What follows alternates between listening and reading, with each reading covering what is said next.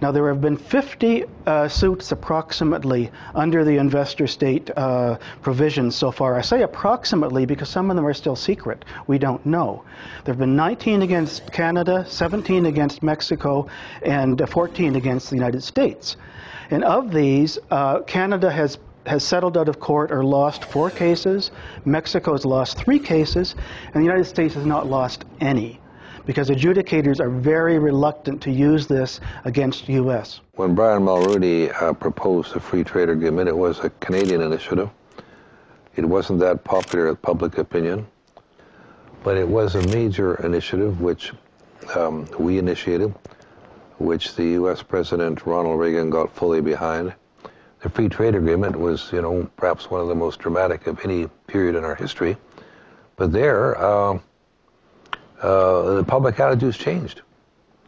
The public went from negative to positive, and even to this day, I mean, depends the questions you ask, but on the whole, attitudes are fairly positive towards free trade. Free trade is not good for any nation that's involved in free trade. No nation benefits from free trade. How would you feel about a North American Union, kind of like a European Union between Canada, the U.S., and Mexico? I think that would probably not work. That would not work. Not bad. Not bad. That wouldn't be a good idea. I think maybe Canada and U.S. would be okay together. I don't think Mexico. They shouldn't do that, because at that point, Canada is no longer going to be Canada. Canada has a hard enough time keeping its identity. I'm a Canadian, so I want to stick with my country. I just can't see that being favorable for a Canadian in any way, shape, or form. We're still under British control partially, So we can't really. so that wouldn't happen. Like, I wouldn't like it anyways. I thought they've been trying to do that for years. Okay, you think it's a good idea? Go ahead. The World Trade Organization is the only international organization dealing with the global rules of trade between nations. Its main function is to ensure that trade flows as smoothly, predictably, and freely as possible. The result is a more prosperous, peaceful, and accountable economic world. What's the WTO all about? It's all about greed. It's all about, look at these kids up here. They got a sign up that says, don't trade our future. For these young kids in the street today, it's about their future being traded off by corporations who frankly don't give a shit what happens to them. That's what it's about. That's what people are fed up with it. They understand it. Direct Action brought these people together. Many of them on the street I've talked to have never been in a direct action before. They feel very empowered. They're starting to understand that people can be empowered and take charge of things themselves, and direct action is perfect for getting people in that role to take charge over their own lives. We'll never be divided. Together, united, we'll never be divided.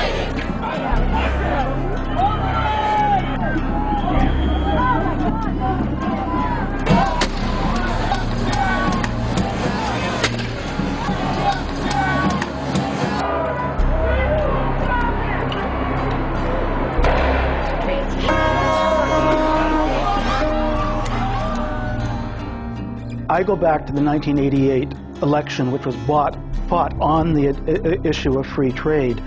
And the opponents of free trade actually won the majority of the vote. The Mulroney government was elected with a minority of votes. At that time, we had a high level of participation from all sectors of society.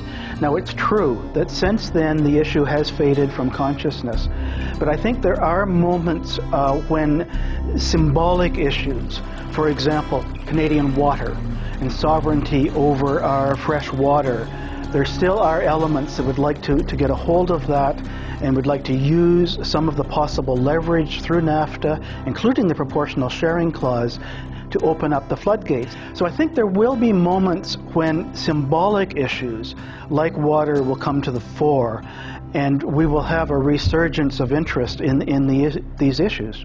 From the U.S. perspective, the largest source of energy imports by far is from Canada and Mexico.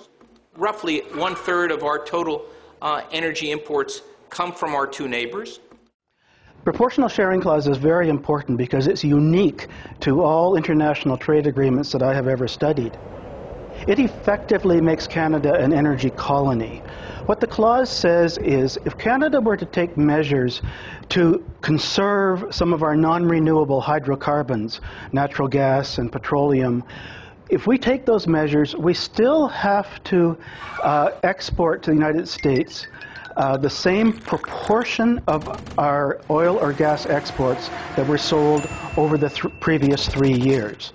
What if Canada wanted to preserve 10% of our petroleum production for future generations and for conservation purposes?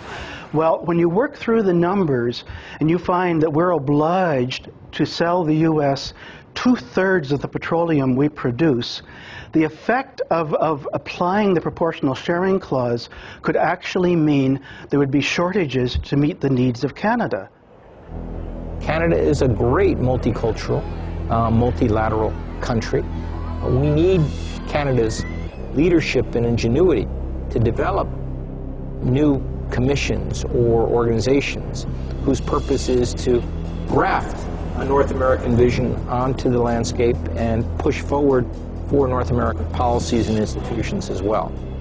So I hope that Canada sees within itself the capacity to have a big effect and to take the lead. And if it took the lead and worked closely with Mexico, my guess is the United States would be very agreeable to that.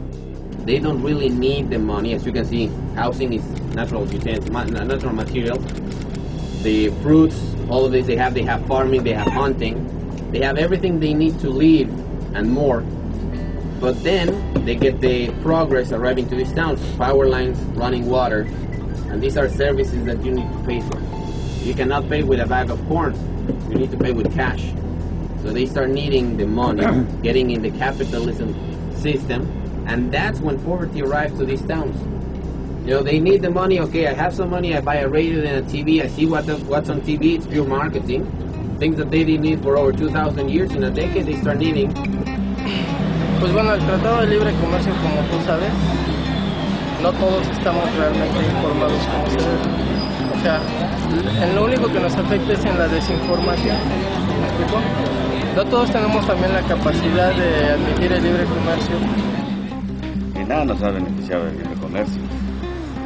La verdad, estamos igual o peor ahorita con esta crisis que tenemos. Realmente es difícil la situación. Creo que siento que el producto mexicano va y con un precio bajo y regresa con un precio más caro y se afecta porque pues lo que puede ser México consumir y nosotros consumir nuestro producto tenemos que mandarlo para allá. Nunca hemos visto nada que nos ayude, que nos apoye, nada más a los que tienen dinero, el pobre nunca. How has the experience in Mexico been in terms of NAFTA since it started 15 years ago? Ha sido una situación positiva, ha mejorado realmente el comercio entre los tres países. Sin embargo, lo que sí te puedo decir que hubo ciertos acuerdos dentro del mismo, nosotros le llamamos TLC o Telecam, que no se cumplieron como es la situación del transporte, que es por eso que ahorita volvieron a gravar, o sea, hay que pagar impuestos por algunos productos norteamericanos. No estamos informados al 100% de qué se trata el libre comercio. O sea, si a nosotros nos informaran como comerciantes qué vínculo nosotros tendríamos con el Tratado de Libre Comercio, sabríamos realmente de qué se trata o qué lo compone al 100%.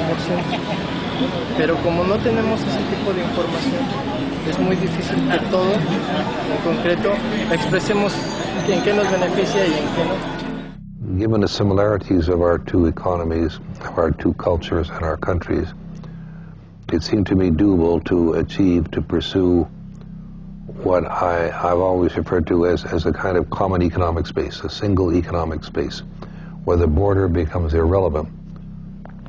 I think Mexico could become part of it, as indeed NAFTA was modeled after the Canada-US agreement. And as the Europeans, as you will know from the whole history of the European community, remarkable achievements they've had, it's all been incremental over the years at different speeds. They've been doing it incrementally for years. The European Union was initially started with an agreement in the 1950s to regulate the production of steel among all the European countries.